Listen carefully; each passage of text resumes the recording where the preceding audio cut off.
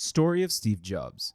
Hi guys, welcome back to my YouTube channel, and in today's video, I'm going to tell you about a business magnate, investor, industrial designer, and media proprietor who was the chairman and CEO of Apple Incorporated. You know how many committees we have at Apple? No. Zero. Yes, we are talking about Steve Jobs, who co-founded Apple. He was a member of the board of directors of the Walt Disney Company and chairman as well as a majority shareholder of Pixar. He is considered a pioneer of the personal computer revolution of the 1970s as well as 1980s and was the founder, CEO, and chairman of Next. So, how does a person who dropped out of Reed College become so popular?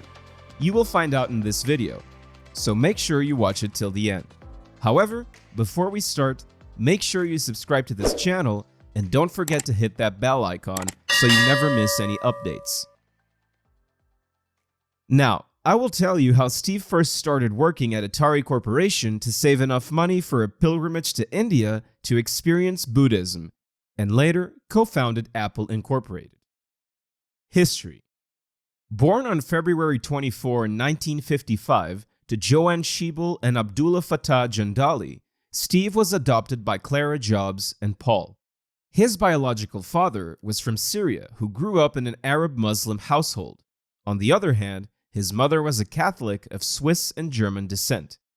Now, let me tell you that Steve's adoptive father was a Coast Guard mechanic who married Clara in 1946. Clara had an ectopic pregnancy, so the couple decided to adopt a child. In 1954, Schiebel became pregnant with Steve and moved to California without anyone knowing, including Jandali. She birthed Steve in February 1955 and chose an adoptive couple for the child that was Catholic, well-educated, and wealthy. However, Steve's biological parents later changed their minds, and Paul and Clara eventually adopted Steve. Both of them didn't have a college education. Joanne refused to sign the adoption papers and took the matter to court, where she consented to release the child to Paul and Clara only if they pledged to pay for Steve's college education. Here, you might want to note that Steve would become upset when people referred to Paul and Clara as his adoptive parents. Then, in 1959, the family moved to Mountain View in California. By the time Steve turned 10 years old, he had developed a deep love for electronics. He also became friends with several engineers who lived in his neighborhood. Interestingly, he didn't have friends of his own age, and his classmates referred to him as a loner. Steve resisted authority figures and frequently misbehaved in school. The late business magnate was suspended a few times. Paul was abused in his childhood, and he didn't reprimand Steve. Instead, Paul said that the school couldn't challenge his brilliant son.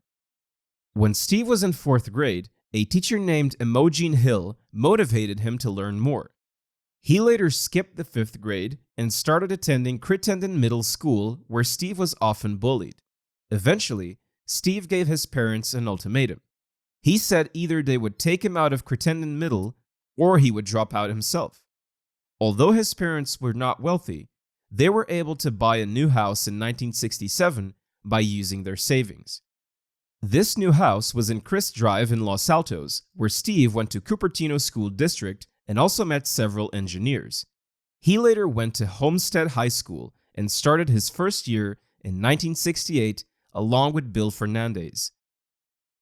Bill introduced Steve to Steve Wozniak, who became the first employee at Apple.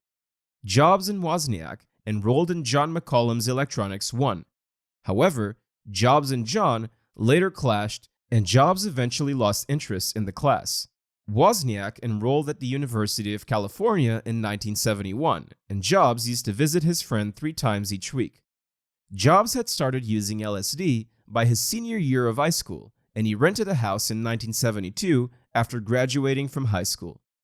During the same year, he started attending Reed College in Portland in Oregon, where he became friends with Robert Friedland. However, Jobs left Reed after just 1 semester and continued attending calligraphy classes taught by Robert Palladino. In 1974, Steve returned to LA and started looking for a job and landed one at Atari Incorporated. He was a technician at this company.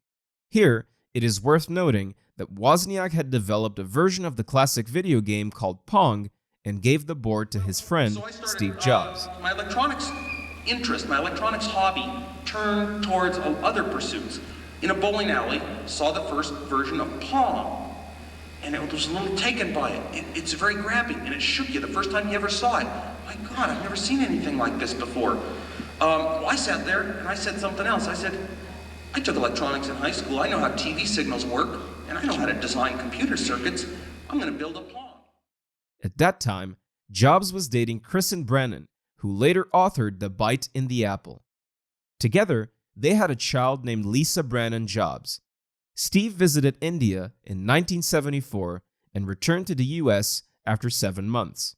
The next year, Jobs attending meetings of the Homebrew Computer Club, and by March of the next year, Wozniak had completed the basic design of the Apple I computer.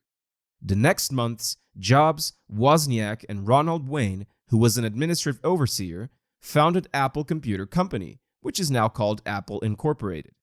However, Wayne soon left the company. They produced a bare-printed circuit board of the Apple I. Let me tell you that the Apple I was a massive hit, and they went on to create Apple II. Apple made $117 million in sales and went public during that year. In 1984, Steve Jobs introduced Macintosh, and the next year, he was forced out of Apple. He went on to develop Next, which was a computer company and Pixar animation studio. Then, in 1997, Apple bought Next for $427 million, and Jobs came back to Apple. Apple was failing at that time, and Jobs helped reestablish the company when he introduced the iMac. Today, we have iPod, iTunes, iPad, iPhone, Apple TV, and so much more.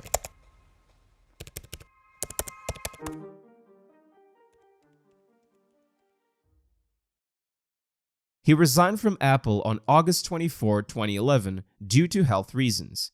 Unfortunately, this great innovative man passed away on October 5, 2011 because of pancreatic cancer. Tim Cook, who was Apple's COO at that time, replaced Steve Jobs. In his resignation letter, he wrote to the board, "I have always said if there ever came a day when I could no longer meet my duties and expectations as Apple's CEO, I would be the first to let you know. Unfortunately, that day has come." Today, Steve Jobs is buried in an unmarked grave at Alta Mesa Memorial Park. Final thoughts. That's all for today's video, and thanks for watching this video. I hope you liked it. If you liked the video, make sure you give it a thumbs up and share it with your friends. Also, let us know in the comments below what you learned from the story of Steve Jobs. And don't forget to share your feedback with us in the comments below. You can also suggest to us the topics that you think we should cover in our upcoming videos. Lastly, if you have not already subscribed to this channel, subscribe to it, and if you want to watch more videos like this, press that bell button so you will be notified each time I upload an interesting video to this channel. And while you're here, click to see one of these 2 videos appearing on your screen. We will see you there.